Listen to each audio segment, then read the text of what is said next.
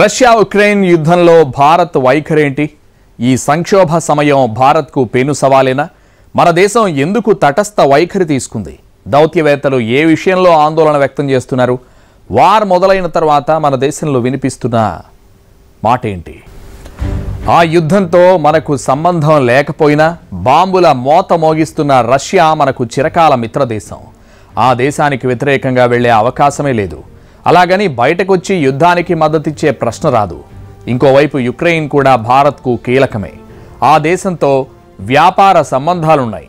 పైగా ఈ సంక్షోభ సమయంలో ఆ దేశంలో 20,000 మందికి పైగా భారతీయులు చిక్కుకున్నారు.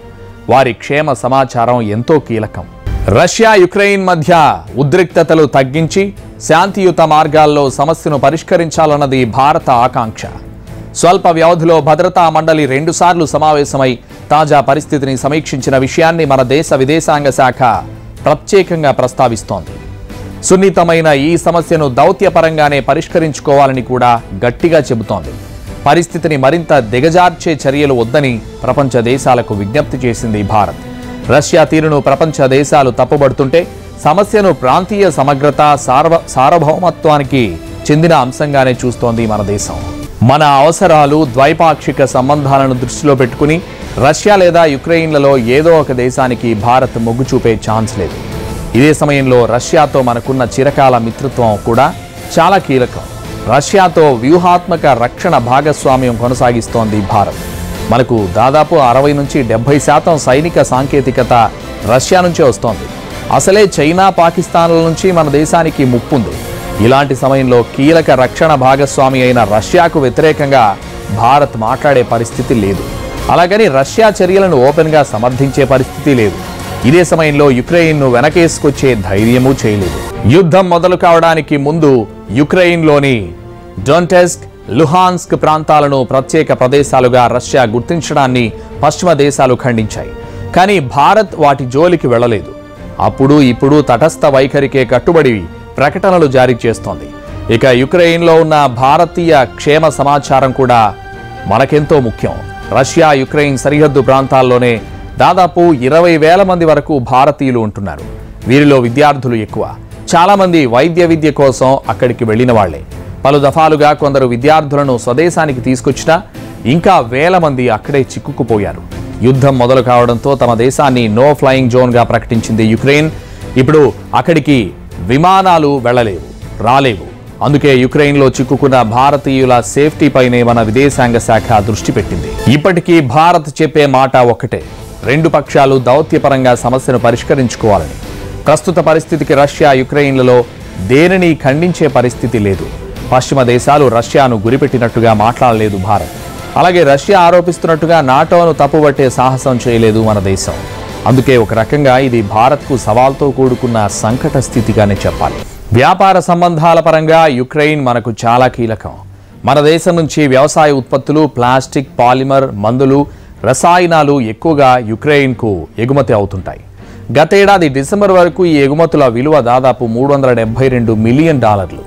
ఏటా ఇది పెరుగుతూ వస్తోంది. ఆ దేశం నుంచి కొన్ని వస్తువులను భారత్ దిగుమతి చేసుకుంటోంది.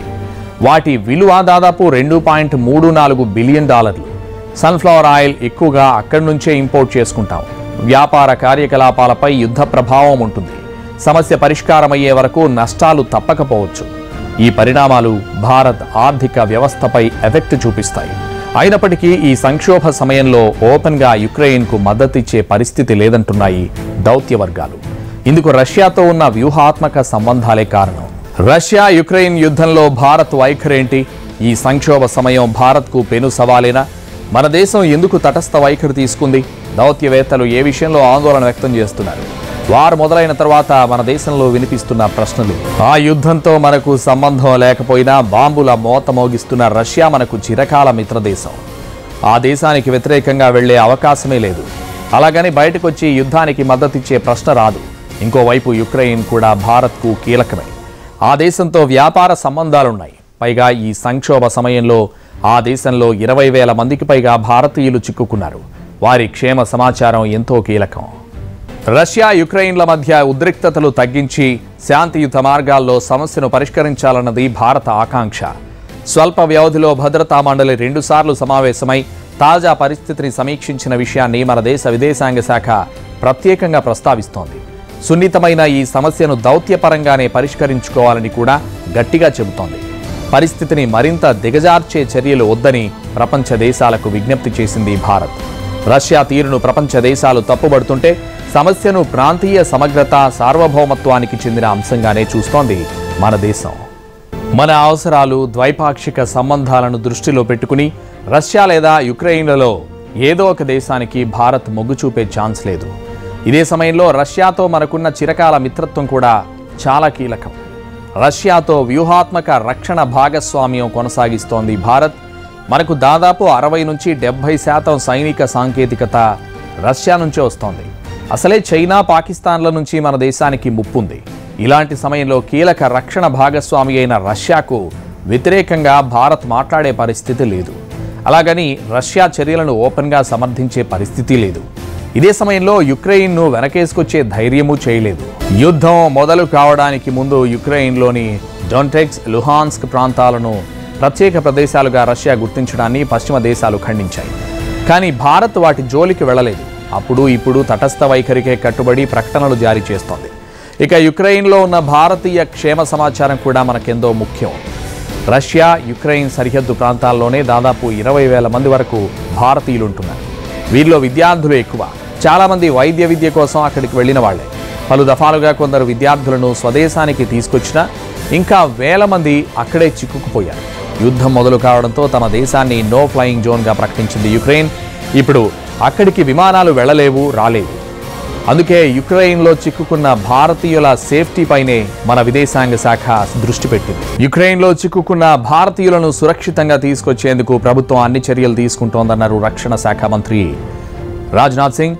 అక్కడ పరిస్థితులు మెరుగయ్యాక స్టూడెంట్స్ను తీసుకొస్తామని చెప్పారు. భారత్ ఎల్లప్పుడూ శాంతినే కోరుకుంటుందని, సమస్యను చర్చల ద్వారా పరిష్కరించుకోవాలన్నారు రాజ్నాథ్ సింగ్. है कि वैसे सरकार ने पहले भी एडवाइजरी जारी की थी और साथ ही उनको बाहर निकालने की व्यवस्था सरकार ने कुछ की है। प्लेन्स वगैरह भेजे गए हैं, लेकिन वहाँ की ऐसी स्थिति है कि अब शायद जहाँ तक मुझे जानकारी है कि अभी प्लेन लैंड नहीं कर पा रहा है, लेकिन उसको लेकर सरकार चिंतित है और जो भी इफर्ट संभव था हमारी सरकार ने किया है और आगे भी जो इफर्ट्स होंगे अपने भारतवासियों को बचाने के लिए हम लोग करेंगे।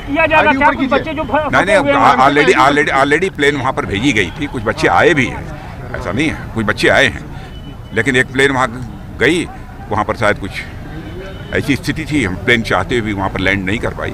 स्थिति विषम है, इसमें कहीं दो राय नहीं है, लेकिन फिर भी हमारी गवर्नमेंट का पूरा इफर्ट है कि जो हमारे भारतवासी हैं, हमारे जो बच्चे वहाँ पर हैं, उन सभी को निकाला जाए। भारत चाहता है कि शांति कायम होनी चाहिए, बातचीत के द्वारा इसका हल निकाला जाना चाहिए, युद्ध की स्थिति पैदा नहीं होनी चाहिए, यही भारत की सोच है। యుక్రెయిన్లో పరిస్థితులు బాగుపడగానే విమానాలను నడుపుతామన్నారు పౌర విమానయాన శాఖ మంత్రి జ్యోతిరాదిత్య సింధియా. ఇవాళ కూడా ఎయిర్ ఇండియా ఫ్లైట్ యుక్రెయిన్ బయలుదేరిందని, అయితే ఎయిర్ స్పేస్ క్లోజ్ చేయడంతో 3 గంటల ప్రయాణం తర్వాత తిరిగి వచ్చిందని సింధియా చెప్పారు.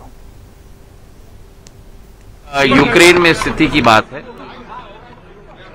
भारत सरकार कटिबद्ध है कि हमारे सभी नागरिकों की सुरक्षा पूर्ण रूप से की जाए।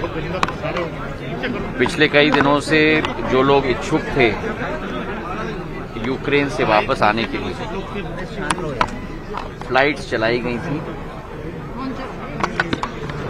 एयर इंडिया के द्वारा। आज भी फ्लाइट यूक्रेन के लिए रवाना हो गई थी। 3 घंटे के फ्लाइट के बाद जब घटनाएं शुरू हुई यूक्रेन में, तो हमको बताया गया है कि एयर स्पेस पूर्ण रूप से बंद किया गया है, नो टाइम इशू किया गया है, जो होता है नोटिस टू एयरमैन, और इसलिए वो फ्लाइट को वापस भारत की तरफ घूम के वापस आना पड़ा। हम लोग कटिबद्ध हैं हमारे देश के नागरिकों की सुरक्षा के लिए। विदेश मंत्री जी के साथ भी मेरी चर्चा हुई है।